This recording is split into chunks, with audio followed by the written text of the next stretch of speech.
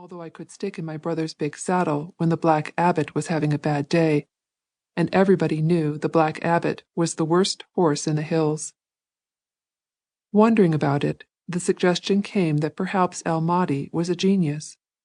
Then I pressed the elders for further data on the word, and studied the horse in the light of what they told me. He fitted snug to the formula. He neither feared God nor regarded man, so far as I could tell. He knew how to do things without learning, and he had no conscience. The explanation had arrived.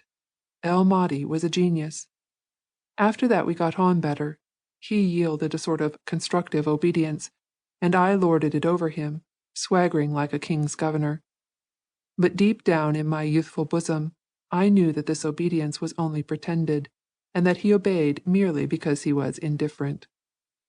He stood by while I hammered the stirrup, with his iron-grey head held high in the air, looking away over the hickory ridge across the blue hills to the dim wavering face of the mountains.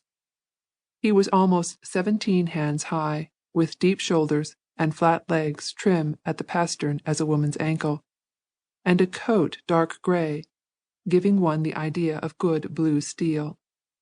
He was entirely, I may say he was abominably, indifferent, except when it came into his broad head to wipe out my swaggering arrogance, or when he stood as now, staring at the far-off smoky wall of the hills, as though he hoped to find there, some day farther on, a wonderful message awaiting him, or some friend whom he had lost when he swam Leith, or some ancient enemy.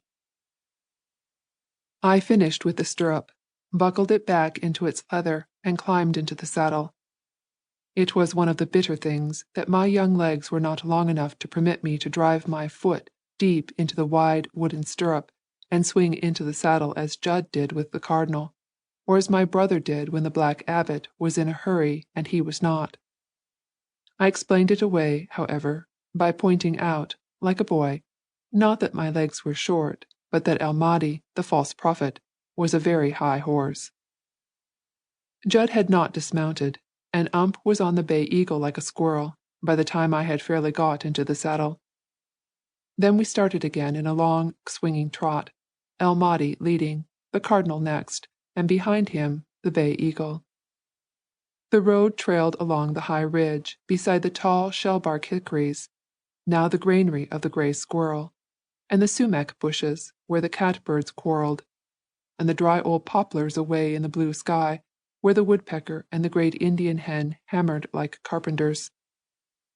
The sun was slipping through his door, and from far below us came a trail of blue smoke and a smell of wood ashes, where some driver's wife had started a fire, prepared her skillet, and moved out her scrubbed table, signs that the supper was on its way, streaked bacon, potatoes, sliced and yellow, and the blackest coffee in the world.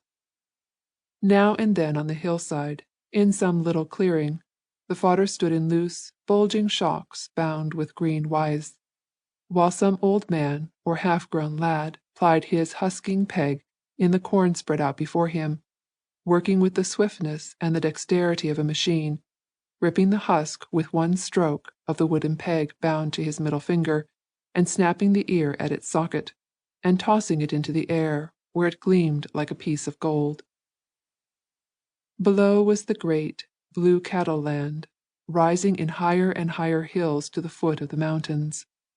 The road swept around the nose of the ridge and plunged into the woods, winding in and out as it crawled down into the grass hills. The flat curve at the summit of the ridge was bare, and, looking down, one could see each twist of the road where it crept out on the bone of the hill to make its turn back into the woods. As I passed over the brow of the ridge, I heard Judd call, and, turning my head, saw that both he and were on the ground, looking down at the road below.